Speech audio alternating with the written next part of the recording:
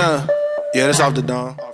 All right, before we get into anything else today, we need to slow down for a second. The last two episodes have been about door knocking, why it still works, and why a lot of people are doing it wrong. We've talked about bad reps, bad incentives, and bad behavior in the industry, but we realized something. If you're still listening right now, you probably deserve to know who we are, where we came from, and why we care enough to talk about this on a podcast. Door knocking is just a symptom. This is really about people. It's about trust, it's about responsibility, and it's about an industry that too often rewards speed over honesty. So, Art, let's jump into you first, man. What were you doing before you got into roofing? I actually was in construction. I was in construction many years. I mean, I think I started construction at the age of 14.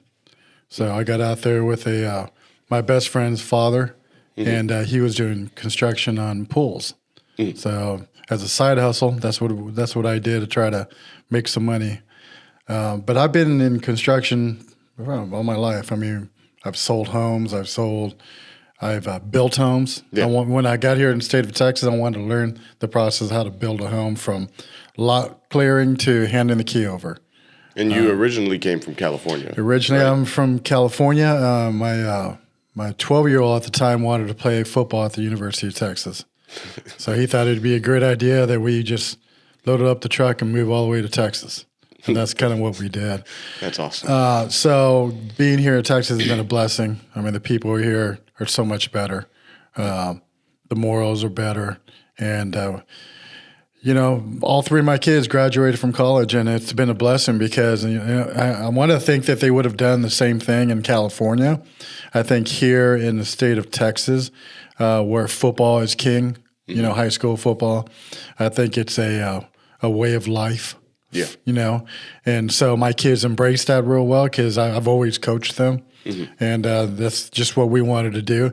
Had you told me that two of my boys were going to get full ride scholarships to play football in the state of Texas, I would have told you, Ian, you're crazy. But it worked out for us. I mean, it was a great thing. So when I first got here, I started doing the construction, learning how to build a house from the ground up. And I got to doing that for a while, and then going through a terrible divorce, I said, you know what, I'm just going to go sell cars. I think I saw an ad for Ford, and I said, you know what, I'm going to go sell cars. I've always considered myself a salesman. I started selling the subscriptions for the newspaper at the age of 7. So door knocking has kind of always been in my blood. It's a little easier for me. It wasn't always easy, but it was easier for me after a while. And then when I started doing sales for cars, I realized that, when I had the gift of gab, I was very comfortable with it. And so I had a friend of mine who sold cell phones to me, cell phones at AT&T. And he and I kind of became friends. And one day he came in looking for a truck. And I said, oh, hey, what are you doing? He said, man, I'm a roofer. And I thought, a roofer? What do you know about roofing, dude? And he was all like, oh, well, I've been doing it for, 3 or 4 years now, and I make a decent living. And you should come work for me. And I thought, man, you're crazy. I'm selling cars. I'm sitting here selling anywhere from 12 to 15 cars every month, making good money, working with great people. And, in those dealerships, they become family. Through good, bad, and indifferent. They're your family, and you look after one another. And I wasn't really wanting to leave. So how I got thrust into this, back into roofing, right? Because I had done it before. I went to car sales. This guy told me, hey, look, man, I know you can do it. I know you can make a lot of money. You're a hard worker. You're a great personality. You're a heck of a salesman. Come on, you can do it. And I was like, man, no, I'm not going to do it. I just kept kind of kicking and crawling. And so I kind of felt obligated to him because he'd bought a truck for me, right? And so I said, you know what? I don't really want to go full time, but if you could help me, what would you recommend me doing to kind of get my foot in that process? He said, well, you know what you need to do? You need to write down a list of 100 people who you know, who literally you can just call or text and tell them that you're in roofing now. And we get hail damages all the freaking time. So long story short, I just went ahead and did it. Just one night, I said, I'm just going to make this list. Well, I called my best friend, Roger. I've known him forever, and he and I have a history together. I think we've been friends. I mean, solid friends for 20 plus years. Mm-hmm. Well, I called him and I told him, hey, man, I'm thinking about leaving the car business, and I want to do roofs, And I remember that he was an insurance agent. So he said, oh, yeah, not a problem, man. That's a good, if I get some people who are in need of a roofer, I'll send you their name, right? So I promise you, the next day he calls me. He goes, you son of a beep, beep, beep, beep. And I was like, what? I go, what? He goes, I go, what are you talking about? He goes, man, I just got my house hailed on for 25 minutes straight, at least 1.5 to 2 inch balls. Sends me pictures of the hail, and I'm thinking, wow, man, it still didn't dawn, it didn't click, right? I was all like, oh wow, that's a trip, I was like, well, how unfortunate, my bad, right? He was all like, no, you need to come out here and inspect my house. So I was all like, and Roger's that kind of guy. Not only is he a friend, he's like a family member to me. He was just all like, you need to get your butt out here. So I went out there. And man, this neighborhood was destroyed. All these homes are 60 squares plus. Oof. They're high end executive homes. Mm-hmm. And so I go out there, I inspect his house. The guy that I was working with, who recruited me, to his credit, he was willing to go out there on a Saturday. I think it was like 3:00 in the afternoon. Mm. So we go out there, and do you know that he got on all the roofs because some of these pictures, I was like, bro, no, I didn't have no boots. I didn't have cougar claws. I didn't have none of that. So like he said, I was the professional ladder carrier that day, right? I don't think we had a drone back then. I don't think we did. So he's doing all the inspections. I'm inspecting everything on the ground. And then Roger tells me, hey, my neighbor across the street, you need to go do his. So roof number 2, we inspect that. And then Roger comes up to me and goes, hey, my next door neighbor, Jay, why don't you talk to him because he's a super cool guy. One of my favorite neighbors. So 3, and then the next year we did 4, 5, 6, 7, 8. We did 8 inspections. All of them got bought, and my life financially changed. Yeah. I mean, I made good money selling cars. I was really blessed to work for a good company, but that day I didn't even realize what I was doing to myself. Yeah, I mean, shoot, you said that they were all 60-plus square roofs. 60-plus roofs. They're all at least $50,000 roofs. I mean, landed in a gold mine. Right. So, but more importantly is, we always talk about service. I was like, hey, man, I'm just going to go out there and help people, right? Mm-hmm. And I was still working full time. And so I think I took a day off. I called in. I'm probably getting in trouble because I have real good friends there still. But I think I took a day off, said I was sick. Literally went out there Monday, did all the inspections, had everyone file a claim, got everything approved. And before you knew it, I was like, man, I'm out. I think I found something better. That year and a half a year, I made almost as much as I did in a full year selling cars. Wow. Just in 6 months. Jeez. So what I saw was, at my age, I'm thinking, come on, bro. Mm-hmm. I'm 59 years old. I'm like, I don't want to get on no roofs. I don't want to do this. I don't want to do that. And we get complacent, right? Everybody gets complacent. They find a job they really like. And then there's no drive to do more.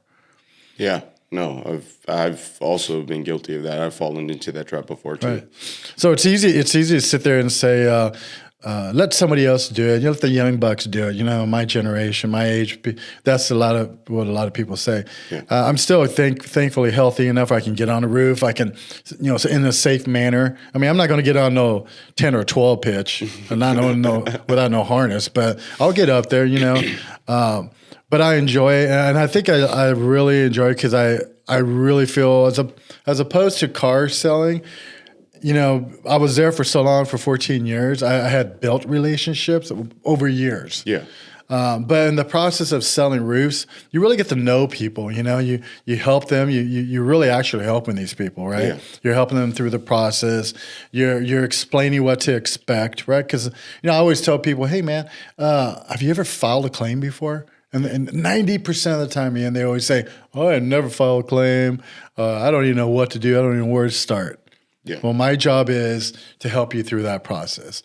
And I've been doing it long enough now that I've gotten kind of good at it, right? Yeah. Especially with people who have been denied, homeowners who have been denied 1, 2, 3 times, and they feel like they don't have any recourse. They have nothing they could do to turn the denial over. Yeah. Well, we do, right? Yeah. Here at Nine Line Roofing, we've partnered with some wonderful people. No, absolutely. And then it's really been a blessing, right? I mean, a little bit of trial and error and stuff, but for the most part, we were blessed to get people not only from the installers who take pride in their work, public adjusters, our vendors are fantastic. I mean, they really do work with us. I mean, I feel obligated. Do you feel that way? Yeah. You feel kind of obligated. These people really helping us out and stuff. So, that's how I started. I started with that roofing company, and it was a pretty decent company, and the people were cool. There was things I didn't like the way they did it, but that's that was just a personal opinion. And so I left, and a good friend of mine had opened up another roofing company. He did everything for me. He was just a really cool guy. He's a good friend of mine, so I was expecting, I wasn't expecting anything less. He gave me the opportunity to go out there, do the volume that I needed to do. Yeah. I'm one of those kind of people. I'm very competitive, and I don't like not having money because that sucks. That really truly does suck. So when you get in this business, you got to know that, hey, look, I'm going to get into this business. There's going to be 2 or 3 months where it's going to be real thin, where if I do land a project where I do get paid right away, I've got to make sure I'm smart with my money, because until you get the process down correctly, where you're proficient in what you're doing and you're getting the leads and you're realizing that I have to be a professional lead, how do you say it? Collector, right? Yeah. I got to collect leads. If I don't collect these leads, I'm not going to get any consistency. And I feel that a lot of new people who come into this industry, they don't realize that. They might have a month where they sell 5 roofs. Yeah. And they're happy, right? Because they made a decent amount of money. But if you don't plan ahead for like we're in January, if you're not planning for February, March, and April, you're not going to be consistent. No, absolutely. Right? I got a question about that. Right. So you went from selling vehicles for the last 14 years prior to going off with your friend, right? 14 years. The sales cycle difference between what I'm assuming is retail cars and with insurance-based roofing, that's a big difference between sales cycles. Absolutely. How was that transition for you? That's a great question, because the reality is in car sales, you always get people to say, well, I really don't need to buy a car. Yeah. Right? That you'd always say, hey, you want me to give you a test drive? You want me to give you some numbers? I'd almost hear that every single time. And when I was a green pea, right, that's what they call guys with no experience, I couldn't get people in the door my first year. I'd come back and my managers go, what the heck? I thought I saw you talking to somebody. I said, I was, my man. I couldn't get them in the door, right? I just couldn't find a way. And then I was like, after, thousands of people, because I would try to up everybody. I would try to get everybody I could talk to. Yeah. Grant Cardone taught me that. And the more people you talk to, the more likely you're going to be able to sell a car. No, absolutely. And that's really in anything, right? It's in roofing. It's in selling computers, whatever. I don't care. Sales is sales. The more people you talk to, the more likely you're going to sell. Yeah. So I was mature enough, thankfully, because I think if I was 20, maybe 25, I would have been like, man, I'm out on this gig. I'm out, right? Because until you really get your clientele built up in car sales and even in roofing sales, because that's what you're doing. You're building a clientele, right? You're getting a book of people who will more likely 90% of the time call you because you took care of them last time. No, absolutely. Right. So once I figured that out, and I was blessed to have some wonderful mentors. Sevilla, he hired me, and Chris Coburn, both those guys hired me. Both been there for, they've got to be 20 plus years now. They've been there. And I would purposely sit next to someone And Sevilla was willing to do that for me. He was like, just sit there and listen to what I say. Right. And that's what mentorship's all about. That's what Nine Line Roofing is really all about. Right. You and I got into this business and we started this business. You called me and said, hey, this is what I want to do. And I was like, man, that sounds great. But, we're veteran owned. But we want to see people succeed. Yeah. So our commitment to each other was to make sure we mentored up these people who did not have any experience, get them as quick as possible to where they can make a decent living. Because as you and I both know, we've done the math, we've Googled everything. First year selling roofs, man, if you grind real hard, you can make $100,000. If you have a hailstorm, you can make $100,000, right? But if you're just doing roof repairs, right, because there's no hailstorm, or you have to travel, that can be an inconvenience to you and your family.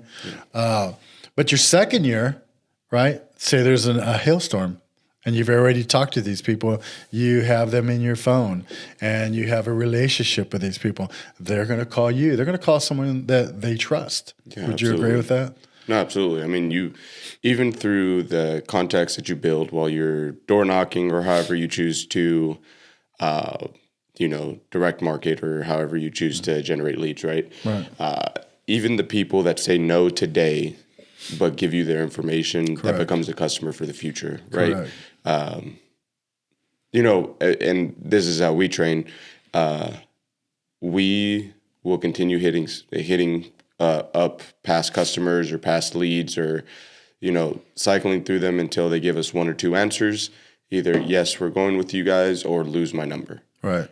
Once we, keep respect for the homeowners, but once they say lose the number, I would stop at that point. But, if they're continuously having conversations with me about moving forward or possible next steps, I'm going to continue to, because one day, I might not generate a whole bunch of leads that month or 1 month. I might not generate a whole bunch of leads that month, but I'm hitting up everybody in my phone that I've ever talked to, right? Everybody that I know that I've had contact with, but I wasn't able to close them then, right? And you end up having a great month just because of the phone numbers that you have saved to your contacts, right? And it's an easier sale too, right? Yeah. It's easier to sell to someone you've already sold to, someone you've taken care of already, someone you've proven to them that you're trustworthy and that you know what you're doing and you provide a great service. Yeah. And I mean, even if they don't need to buy a roof, it keeps you at top of mind for when their grandmother's house gets hailed on or their dad's house gets hailed on or their sister, cousin's, frog's aunt,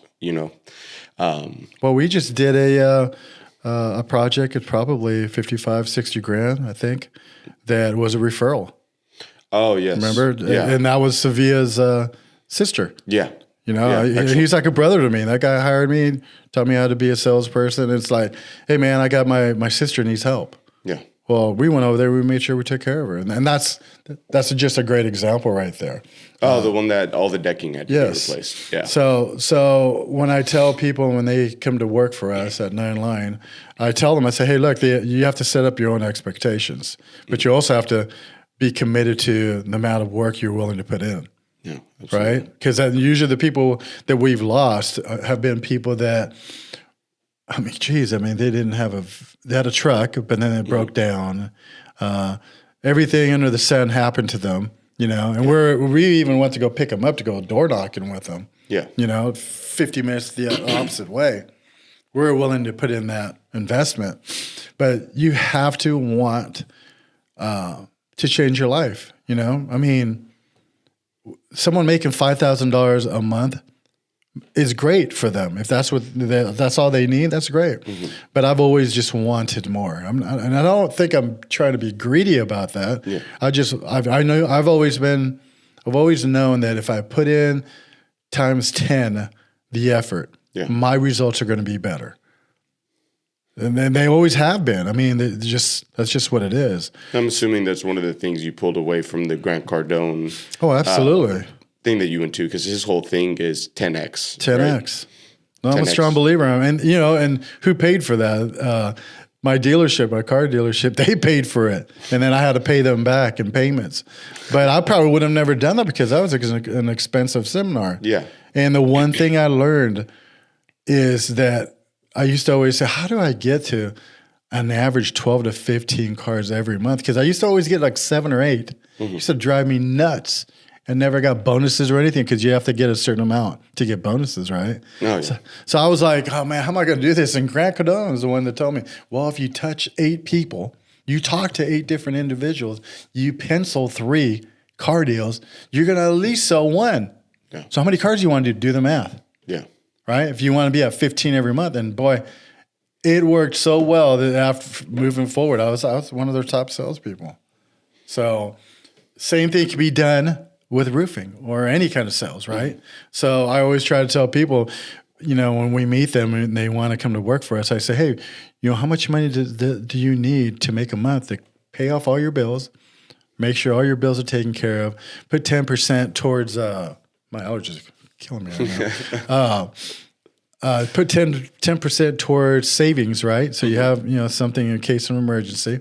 How much do you need to make? And it amazes me that people say, man, I need it. Man, if I can get $2,000, if I get $2,000, that'd be great, right? Those people, we're trying to encourage, hey man, $2,000, you want to make 5, 10, 15, 20 grand a month. Yeah. But you're going to have to put the effort in. And it's almost people get kind of accustomed to because everybody has an excuse, right? Yeah. Well, man, I had this going on and that going on. Well, that's great. But, you have to get leads. Leads turn into sales. And it doesn't change for you, for our company, for anybody's company out there. So it's trying to encourage the right people. Yeah. Right? Because this is life-changing money that you can make. I think, and I'm a big believer in this. I believe because you were saying that people have their sights aimed real low, right? They're like, if I could just make $2,000 a month, I'd be good. Like I could survive, I could live, right? But I'm a big believer that luck increases with proximity, right, to your goals, right? So as you are setting goals, right, and you set this small goal, luck is only going to get you to that goal. Correct. Right? So if you set a big goal, you might not always hit that goal, but as luck would have it, the closer you are to that goal, the more realistic it becomes, right? Now, we brought up the fact it was a somewhat tough transition between a 2-3 day sales cycle for cars and about a month sales cycle for roofs at the time. Yeah, it was tough, but I knew what I wanted to get. Yeah. Get right, money wise. How much money do I want to make a month so I live comfortably, right? So I just quickly did the math. I said, look, I need to average 20 leads a week. If I do 20 leads a week, I'm going to pencil 5 or 6 of those to a contract, and hopefully I land 4, 5 maybe, give or take. And so when you do the math and you do the law of averages in regards to how much does each typical roof make, and then, it's easy to figure out what you need to do to get through those numbers. Yeah. Now, if you play oblivious and you wake up on Monday morning and then all of a sudden, before you realize it's Friday and you haven't gone out knocking. Yeah. Right? Or you haven't done anything to continue to make the wheels of the bus keep going round and round, right? If the bus is sitting there and the battery's dying and you're not moving, you're not getting anywhere. So I always use those as an example, especially to new guys that coming in who, because they all say the same thing. Well, I'm not sure. I got to wait until this and before I get money. Well, I need money now. I mean, this is an industry. You have to be extremely intentional with your time and your efforts and where you're putting your energy throughout the day, right? Because like you said, you can spend all day, from a company standpoint, not just a rep standpoint, but from a company standpoint, you can spend all day perfecting your logo, making sure everything color coordinates, your brand is on point, your website looks beautiful, it has all the features, you're building out automations, right? You're mastering marketing, right? But before you know it, that full week goes by and you haven't generated any business because you've been laser focused on making stuff look pretty, you haven't actually sold anything. Correct. Right. And I think that happens well too much. I mean, it's happened to me before. A lot of people. Yeah. I mean, it's happened to me before. The first company I ever started, because my background is in drywall, was doing drywall from the age of like 15, 16 up until I joined the military, or I joined the Army. So right out of the Army, I started this drywall company, right? Good thing I had disability, because for the first 3 months, I did not touch a tool. I sat there on the computer and I was trying to make my company look as professional as possible. Right. And I hadn't even generated any revenue yet. Right. Right. So before I know it, 3 months goes by. Yeah, the website looks, well, at the time, I thought it looked good. But yeah, the website looks good. All the contracts look good. I mean, the proposals that I was going to send look good. But before I knew it, 3 months had gone by. I still hadn't bought a single tool. I still haven't sold a single job. And the bills are still coming in. Yeah, and I'm still paying for the subscriptions. I already paid for the LLC, right? So I have money invested, but I'm spending all my time trying to make things look pretty that I'm not receiving anything in return for my investment. Albeit it was small investment, but not seeing anything back, and I wasn't providing for my family in the way that I should have, right? So finally, I get it perfect. I start selling some jobs, and then I realized that I don't think anybody that I sold any jobs to actually cared about how good I thought my logo looked. Yeah. As nice as ours is, right? Yeah. I don't think anybody actually cared. I don't think, dude, I went and wrapped my truck for that company before I even sold a single job. And I was so laser focused on presentation that I didn't even realize that, I still wasn't getting any practice on bidding jobs. I wasn't getting any practice on talking to people. Right. So while the company starts looking professional, I still look like a bumbling idiot walking up the doors, because I didn't put myself through the fire for those skills. I wasted 3 months of what could have been good, solid door knocking experience or marketing experience, or direct marketing experience, however you want to cut it, which would have been a lot of good trial and error. Right. But I wasted 3 months, and then I had to spend another... Now you're playing catch up. Yeah, 30, 60 days trying to learn the skills that I should have been focused on in the first place, so I could actually start generating some revenue. Well, this is why we're doing this podcast, right, Ian? Yeah. I mean, at the end of the day, we talked about... you talked about your faith, and I was all like, yeah, I'm very strong in my faith as well. And we talked about being of service to people or customers, and mentoring our people, right? Mm-hmm. We don't just want to hire 50 people and hope they all get one roof, right? That's what we're going to do. You and I both have seen roofing companies do this, right? They go and hire 20, 30 people. Training is suspect at best. The processes are suspect at best, and they're always changing, right? Well, that was this, and now we're not going to do that, right? So that really sucks. So in our spirit of trying to start this company, we agreed to, one, making sure we service our customers. They're number one. We're going to take care of our people to make sure they're trained. You've done an outstanding job with the processes, the procedures that we need to do so that everybody follows the same procedure. Mm-hmm.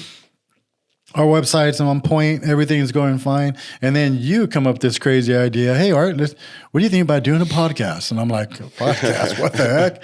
I mean, I watch podcasts all day. When I want to laugh and I want to get some information. A lot of times, Joe Rogan. Everybody knows who Joe Rogan is. Yeah. Right. So, but then I thought, hey, in the spirit of helping people, because you and I've been there and done that. We've gone through a couple roofing companies, and we just about being of service. If we can help just one or two, maybe 10, maybe 20 roofing companies kind of get a little insight so that they don't have to go through what we had to go through. Yeah.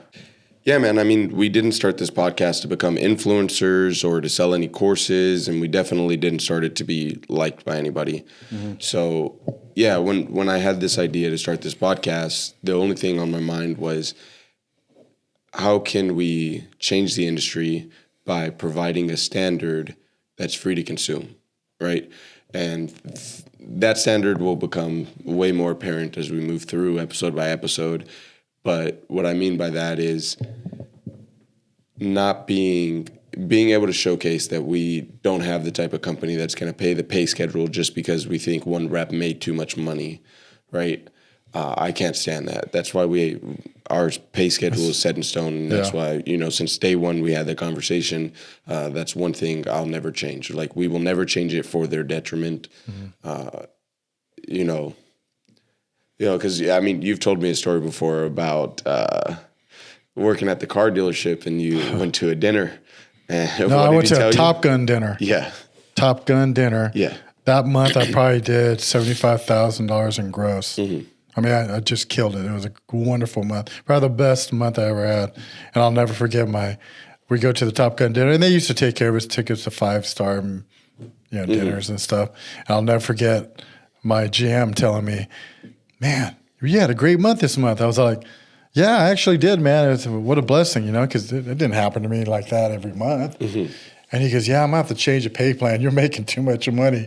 And he was serious as a heart attack. I was like, "What?"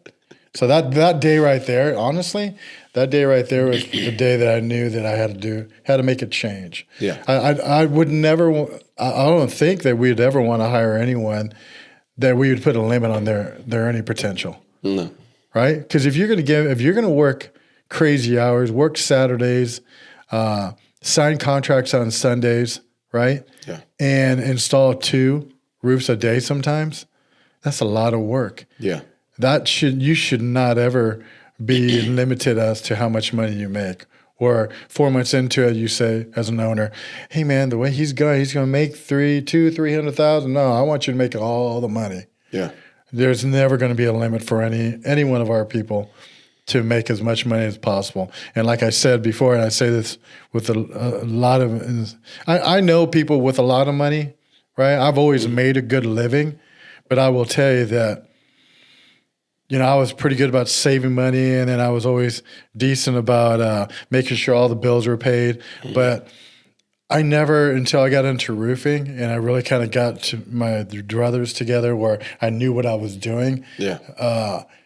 Where I thought, man, I have a lot of extra money. You know what I mean? It's life-changing money. Yeah. Right? Absolutely. So you put all the effort you want into it, you're going to get rewarded. I mean, my motivation for it is a little selfish, right? Because up until this point, I did not have a lot of friends that had money, right? A lot of my friends, that I grew up with or that I was in the Army with, unfortunately, a good majority of them have passed away. I was kind of friends with the wrong crowd in high school, as it kind of points out to why I dropped out in the first place. But a lot of friends passed, and so up until not that long ago, right? I didn't have a circle of people around me that had money or knew what to do with it. So I had this conversation with you when I finally clicked. Is like, dude, I can create those people. I can help create those people. If we just pay them right, if we just treat them right, teach them right, train them right? I could create those friends. I could create that circle for myself with people that I've helped build, right? And I think that is probably my biggest motivator for the company. The podcast, right? Is if we can reach out to somebody who's sitting at home right now thinking about or on the fence, right? Because there's probably a good 30% of them who won't agree with anything that we say. Oh, this is horrible advice, blah, blah, blah. There's going to be another 30% that thinks this is the best advice ever. This is exactly what they need, blah, blah, blah. And then there's a good 40% of people that are going to be stuck in between, right? And if we could get a couple of that 40% to switch over to just listen to the sound advice that's coming from 2 guys that own and operate their own roofing company, right? And they try and do things absolutely the right way every time. If we can pull them over to this side and we can get them making the money that they should be making or making the decisions or putting in the effort that they should be putting in, I think that would 100% be a win in my book. Even without 1 million followers or subscribers or, whatever comes with that, right? If we can impact 10, 15, 20 individuals, I think that would make this podcast a huge success, in my opinion, in my view. Yeah, it's really I think you said it perfectly. I mean, we're not looking for accolades or anything like that. We're just looking for passing out what we've learned, and let's be honest, sometimes the very hardest way, right? It's cost us money. If we could help people avoid those obstacles, those bumps in roads, as you could say, I think we're doing a good service to someone. Absolutely. The reality is it's a mindset, though, right? Yeah. You have to have a winner's mindset, right? Like I always say, I'm very competitive. I'm competitive about the dumbest things sometimes. It could be shooting pool. It could be football. It could be whatever. Yeah. But I'm very competitive. My kids, by default, are very competitive. My daughter is competitive. I mean, 2 D1 athletes, Right? absolutely. But they just were, and my ex-wife, she was very competitive too. She never said, no, we're not going to do that. Well, let's go, right? Yeah. So we had a good foundation for our children, and they're just great human beings. Thank God that they are such loving and giving people. People who meet my kids usually will say, man, your kids are very, very nice people. They're just normal people, Yeah, they're just normal people. But so you take, and people would always tell me, well, how did you get 2 kids get Division I offers, full ride offers? I said, man, but through the grace of God. Yeah. Right? Because I know my ex-wife and I, we put a lot of money, time and effort, money into getting our kids where they needed to be. And not everybody can do that. Yeah. And it wasn't easy for us. My in-laws were there to help us as well. So my kids were blessed in that way. So that's why I tell people, if I in some way can make a positive in someone's life to help them, it's like the old adage, right? You can feed someone a fish, right?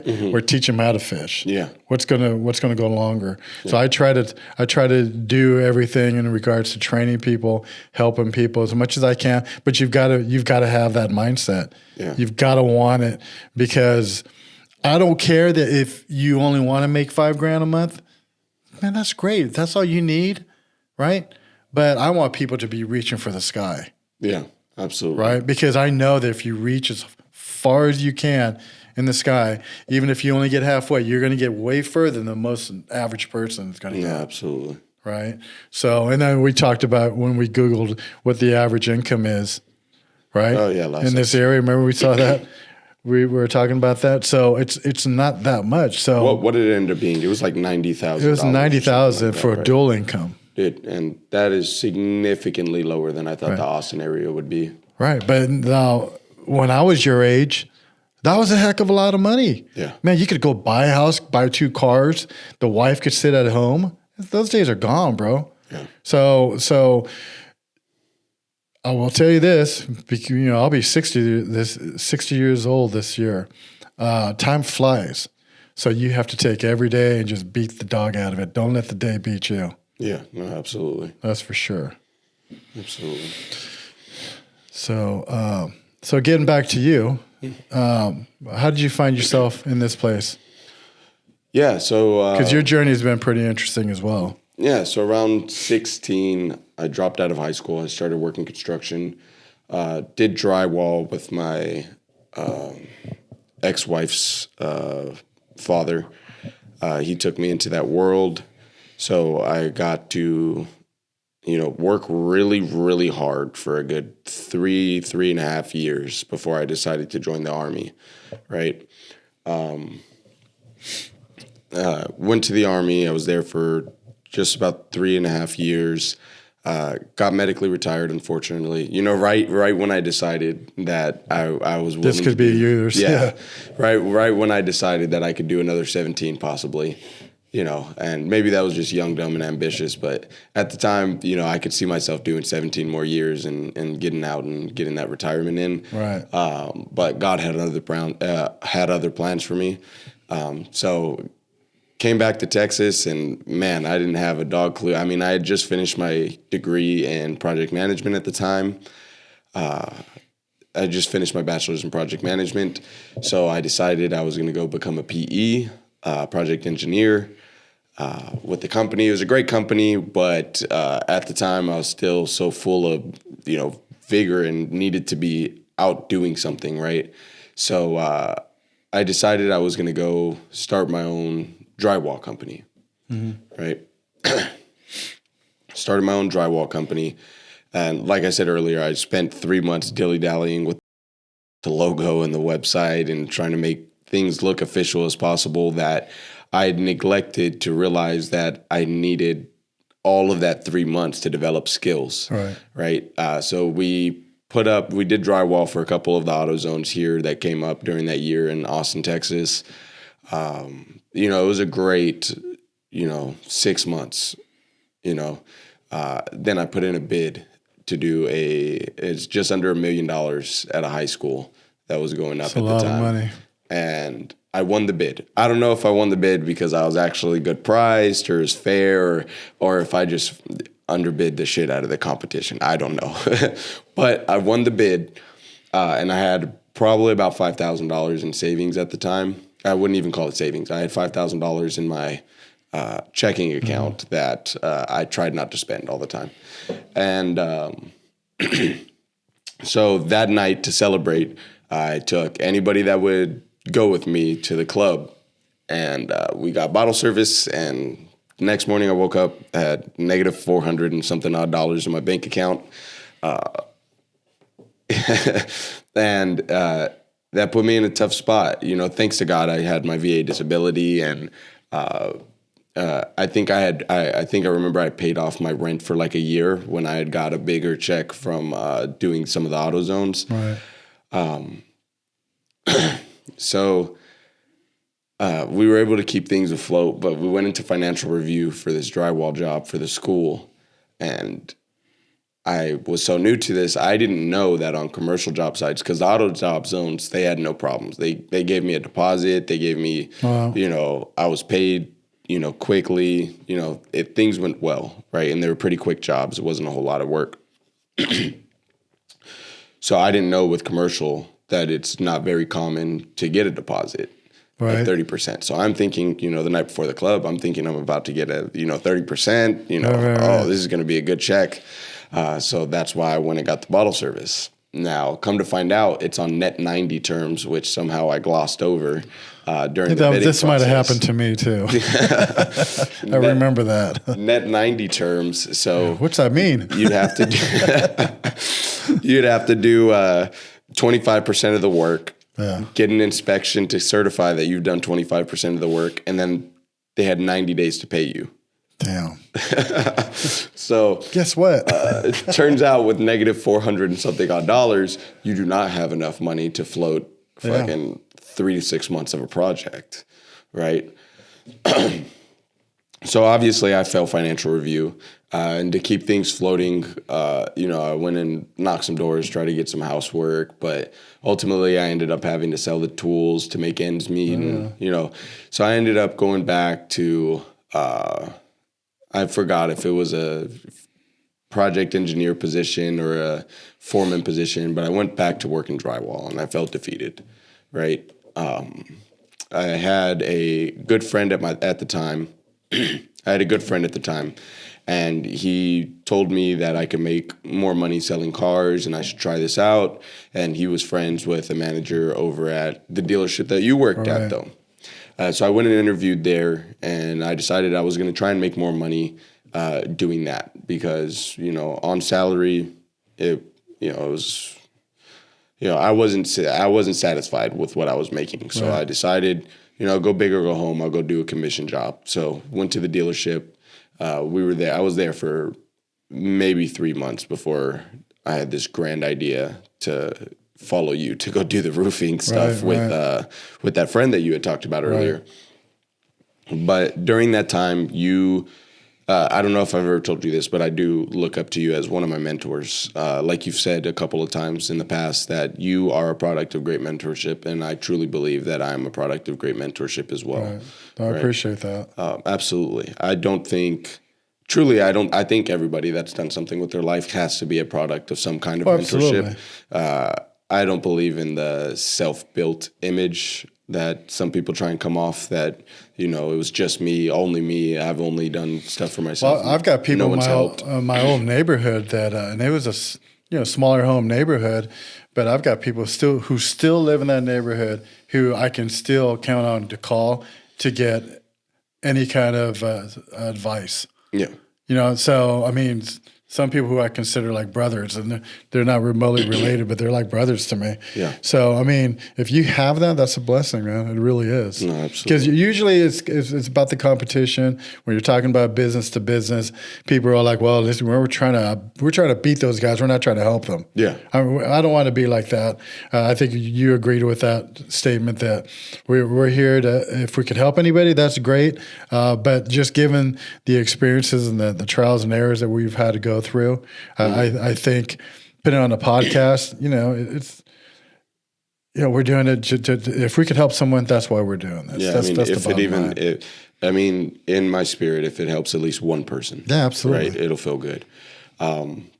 Now, after we left over to that roofing company, right, I learned a lot really fast. We were thrown into a huge hailstorm when we started.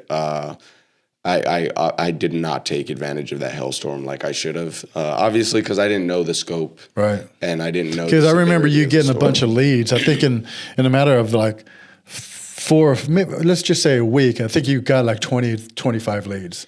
Oh yeah, I found out that after we had discussed, after you had taught me while we were at the dealership, and I mean in such a short amount of time, right? Watching you work and sitting at your desk and listening to you work and talk to customers, I quickly realized that being of service is way more profitable than thinking about the money every time you're talking to somebody, right? I'm a big believer that people can sense that on you. Intuition is a crazy beast. Yeah, I really don't think about that when I'm doing that. And when people hit me with, "Why are you doing that?" I almost laugh because I'm thinking, what business is it of yours? Yeah. Right? If I want to do something, help someone, I don't care who it is. If I think you're worth the investment of time and you can get something out of it, then I'm going to help you out. Especially if you're seeking that help, right? Absolutely. I think the mindset, most people just try to do something. If it doesn't work, they just bail. I mean, yeah, you see that in roofing all the time, and a lot of other industries as well, especially Absolutely. sales, right? There will be people that come into the industry, or there will be people that will come into your company, and they'll make a shit ton of money really fast, right? Because all their jobs will look so profitable, and you'll think that this is just that they're the standard, right? And in reality, a lot of those guys, not all of them, right? Because there are studs and stars. Oh yeah, right? absolutely. But a lot of those guys that come in and they disrupt and they're screwing people over, right? And you see it a lot. Like, I mean, for example, like reverse mortgages, right? I mean, not to get too off topic here, right? But people bought a lot into that thinking that it was going to solve some kind of financial problem, and they were getting screwed out of their homes by the banks, right? Same thing, right? Especially in the solar industry. It's the worst in the solar industry. Not that it's a bad industry, not that I don't love the industry, and not that it's not a good product for some people that fit a bill, right? But in the solar industry, it was really, really bad, and it kicked up a really, really bad name because individual reps are given, at most companies, individual reps are given the power to fluctuate on the price per watt, right? And they're gouging the hell out of homeowners, right? Yeah. So they were making a ton of money, but then all these companies end up going bankrupt for a reason, right? Sometimes it's expanding too fast and getting in over their head on finances, but a lot of the times is they end up getting sued because they were told something. They were told that they were buying something that they weren't. They realized that the price was egregious, or this, that, and the third, and I think that short term, that kind of money does not even come close to the amount of money that you'll make over a long, lengthy career of serving people and helping people that are in need, right? Same thing at the dealership. You have guys that'll sell a single mother, a $1,400 car payment at a 19% interest rate that she doesn't need and can't afford, but, the bank approved it. Right. This is your option, right? So I actually got to the point when I was selling cars that I would get to the point and look at it and say, man, this is not a good deal. It's not a good deal. And people trusted me.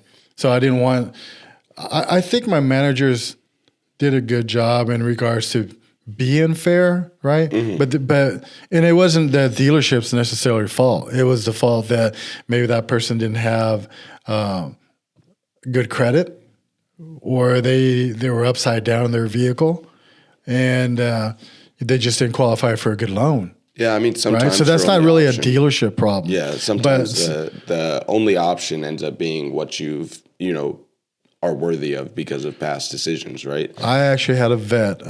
She was a female vet that came in. She had maybe a 400 credit score, and she literally was all like, I want to buy this car. Doggone it, I deserve this car. And I was all like, man, we got her approved. It was like 27%, some crazy number. And I was like, man, you'll be paying on this car forever. You'll feel like you'll never pay this off. I go, do me, because she had mentioned she was trying to get her credit fixed, right? I said, look, get your credit fixed and come back and see me. Do you know, to her credit, she got her credit. When she came back in 6 months, her credit went from 400 to like 690. And she got qualified for the Ford rate. So she got a good interest rate, got a vehicle at a good, and then she bought a house. Right? So that, to me, that was cool that I had suggested her not to purchase it. She ended up doing the work and got a better price. No, see, that is wonderful. I mean, you could have, if you wanted I could have. You could have talked her into this decision that would have screwed her over for the next however long the loan is, 5-6 years, right? But instead of doing that, going that route, right, you still ended up making the sale. It was a couple months later, 6 months later. But I don't know what the profit difference was on the deals. The thing is, a lot of people think that the dealerships are just because a lot of people say, oh, you're nothing but a used car salesman, Yeah. I used to get so offended by that because I really felt like I was trying to help people get good deals. Yeah. And I know the dealership, they go off the parameters they're giving, right? Mm-hmm. Credit worthiness, their trade-in value. And you know how many people would come in with a vehicle that they owed $30,000 and it was only worth $9,000? Jeez. Too many to talk about. Yeah. Right. So that wasn't a dealership fault. That was a situation the customer put themselves into. Yeah. But you have to be fair with people. You have to do it the right way. It's one of the reasons why I like doing insurance claims on roofs. Mm-hmm. Right. And how many times have you been told this by a homeowner? Oh, you guys just charge whatever you want. I'm going to go get another price. And I would always tell people, look, if I could sell you this roof for $1 million and you don't have to pay deductible, we'd both win, right? Yeah.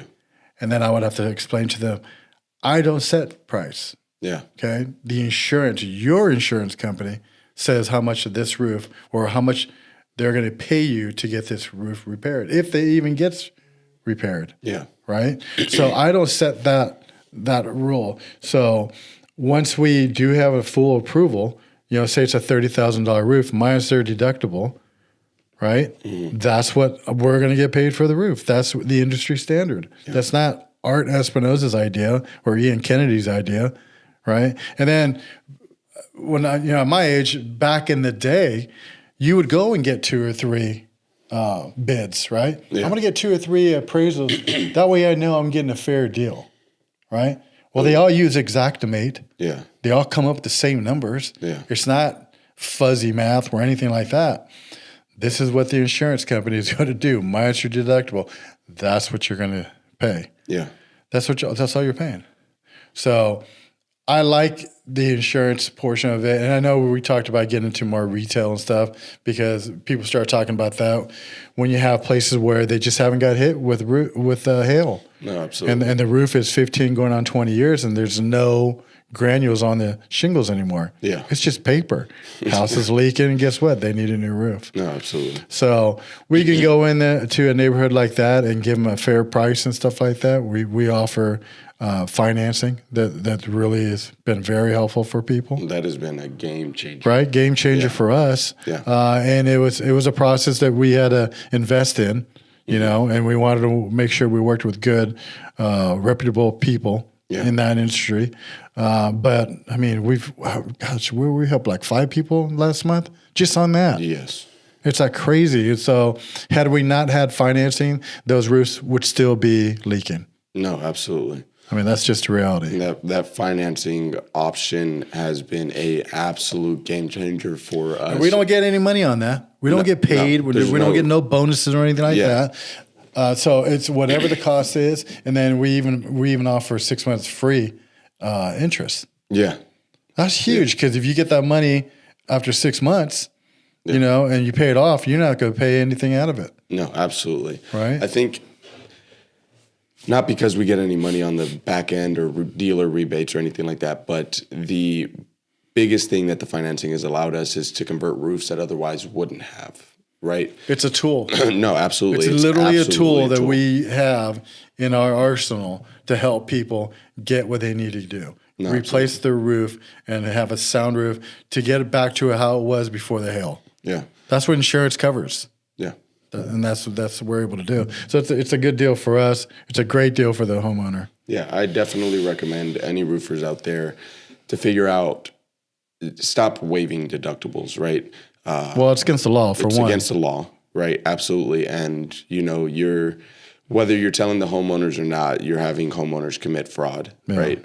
That definitely is one thing in our industry that needs to stop. And all of these sideway comments about how to get around it, how to do this, there is no way around it. You can't waive, you can't give them money to put a sign in their yard.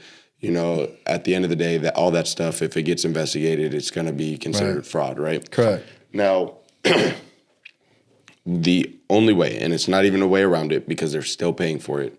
In fact, if they finance it, you know, and if they go past that 6 months that we offer, right, they're going to end up paying more for it. Correct. Right? But the only way that you can do it without coming out, let's say you have a $6,000 deductible, without coming out of your checking account $6,000 today to get your roof fixed, would be to finance it, right? Mm-hmm. They're still paying their deductible. You're going to get paid. You'll have proof to the insurance that they paid their deductible. There's absolutely nothing wrong with that. But I think as an industry, we definitely need to move away from letting it be okay that some roofers are trying to explain on their social medias how waiving deductibles isn't illegal or how they're able to get around it.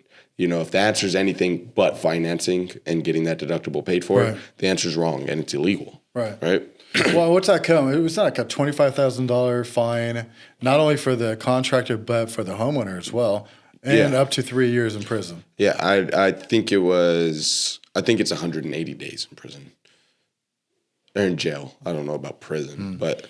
Well, I will say this. How many times did when we worked that last Georgetown hail, that was what, May? April. Yeah. It was in April, and they said, we had knocked on a bunch of doors, and they're all like, "Oh yeah, we can do this, da da da." And then, I had this one lady. She says, "Yeah, my deductible is $5,000," and she had a bunch of windows that needed to be replaced and stuff. And I was like, "Oh, okay, well, I guess it's better than the $15,000 from the last customer that told me that their deductible is $15,000. Jeez. So you're better off, right?" Yeah. And it was a small roof. This roof was it was a 2-story roof, but it was maybe 18,000. I think with the windows, it was like a $23,000 deal, right? So she was going to be out of pocket $5,000. And she looked at me dead in my eye where I was sitting down. Remember? She said, "Man, you're going to have to absorb this deductible." And I was all, "Excuse me?" She was, "Yeah." I said, "Well, I don't know, ma'am, but personally, I don't look good in stripes, right? And I'm not going to go to jail for doing, she was heck bent that she was going to not pay deductible." Yeah. And a lot of people are getting away with that. I mean, I've had a customer that literally said, "Hey man, I want you to pay my deductible and give me $5,000. Oh. Yeah. And it was a small roof. It's like a 30 square roof. Yeah. I said, "Sir, I'm not going to make any money. I'll lose the money. I can't do that. Yeah. No, not only that, it's illegal. I'm not going to do it. Yeah. And it wasn't even my lead. It was someone I was training. And I said, hey, well, we ain't going to be doing this roof. Yeah. Right in front of the homeowner and the person we were working with. Yeah, right. And I said, let's go. And he was like, well, can we negotiate? So negotiate what? If we give him $5,000 cash and we do a deductible, which is illegal, I'm not going to take that chance. Yeah. I'm not going to let you take the chance. We're not going to make money for what? It's not even worth it. Why show up to somewhere you're not going to make money? Yeah, I mean, don't be too excited. I mean, I see this a lot, especially with our new reps, right? Where they're just so gung-ho about making anything and everything happen. I mean, what was that? So we have we go over all of the contracts before any of our contractors. We'll go or our through guys. costs too. Yeah, we go through costs and we take them through exactly what the deal breaks out to before we let them sign contracts, right? Just as a side note, we had a contract that a sales rep had told them all this crazy stuff that he was going to have the guys, since they were already up there, repaint this, repaint that. But it wasn't storm damage and it wasn't included in the insurance, and the homeowner was trying to get the most out of them that they possibly could, which I don't blame them. But this sales rep promised them like 9 new window casings, promised them new Paint. promised them new wraparound gutters that the insurance definitely wasn't covering. And mind Well, it you, didn't have. Remember that? It didn't have full wrap. it wasn't full wrap gutters. It was only the front end. And it was a 4,000 square foot house, so it's a fairly big house. Offered them full wrap gutters, and we had to call that homeowner and let them know that, you know, if they still wanted to work with us, we weren't going to be able to do any of that, and we apologized for what he had offered. But it was almost. Oh, and replace the entire fence. The insurance company paid for a restain. The customer said they wanted the full fence redone. I remember that job. And man, it is so hard to walk back something that a sales rep says, right? And because the homeowner doesn't understand that, hey, this is construction. Prices aren't cheap right now. Prices haven't been cheap for the last 15 years. Materials prices gone up about 50 to 60%. Yeah, materials are ridiculous. So he ended up having a bid that we were going to lose. I think it was like $6,500 on. And at that point, I was so happy that we elected to personally approve all of the contracts before they go out to go sign them. Absolutely. Because we would have lost, $6,500 on that job. And it's happened. Yeah. Not with me, thank God, but I know plenty of good friends, hardworking people who've made a mistake, and for whatever reason, the roof lost money. Yeah. And that hurts. Yeah. Hurts every single time. And in roofing, roofs should never get close to losing money. No. I will say this, and this just happened to me recently, where I was talking to a homeowner, and the homeowner was like, just send me a bid. Remember, it was actually a referral. Yeah. And I was like, okay, well, that's perfectly fine. But I've been to your house. I did the inspection. You absolutely have damage. But I really needed to see the breakdown from your insurance company to see what they're covered. Remember, we had this conversation? Yeah. And the homeowner was all like, oh, no, I'm not going to do that. You just need to get the best price. If you get the best price, I'll give you the job. I said, okay, well, here's the scenario. I just had a scenario in that neighborhood where the insurance only paid for half the roof. Yeah. Right? They only paid for half the roof. Was one half damaged and the other not? Yeah, that's exactly what happened. Yeah. But we couldn't match the shingles. Yeah. Right? So we had to get what? A public adjuster involved. Yeah. So I told this lady what had happened. I said, look, I need to make sure that you got everything you should have been taken care of, that you got all the money. I can't just willy-nilly guess if, in fact, that's the case. Because let's just say only half the roof, and there's the same neighborhood. What if they only approved half the roof, and you want me to change the whole roof? Yeah.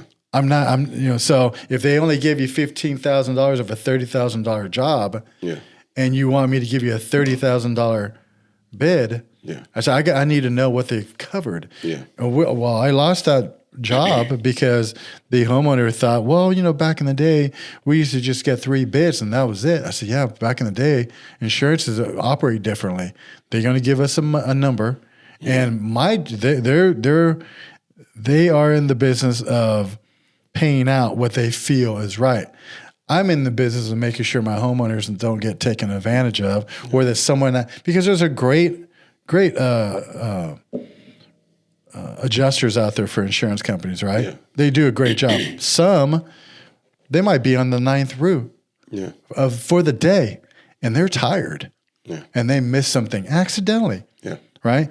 Our job is to make sure that we are taking care of our homeowner 100%. Yeah. That's probably the biggest part of the whole process, right? Making sure that, hey, you know what? How come this fence it's stained up? It's all beat up from hail. It's been stained. They owe us money. Or the fence is knocked down because of the hailstorm. Yeah. That's got to be replaced. And a lot of people go, I didn't know that. The insurance would take care of that. Or the ceiling in the house that was leaking. I mean, it's because insurance, they use that language a lot. A lot of insurance advocate to try and get 2 or 3 bids on your roof. Mm-hmm. But in reality, you go and get 2 or 3 bids. As a homeowner, from a homeowner's perspective, you're still feeling like you pay for it. So you're going to select the cheapest bid, right? Maybe not. Maybe you're one of the rare ones that goes and actually takes a deep dive into quality, warranty, and trust factors and things like that. But a majority of people, especially in this economy, they want the work done for the cheapest amount, right? Guess what your insurance company wants as well?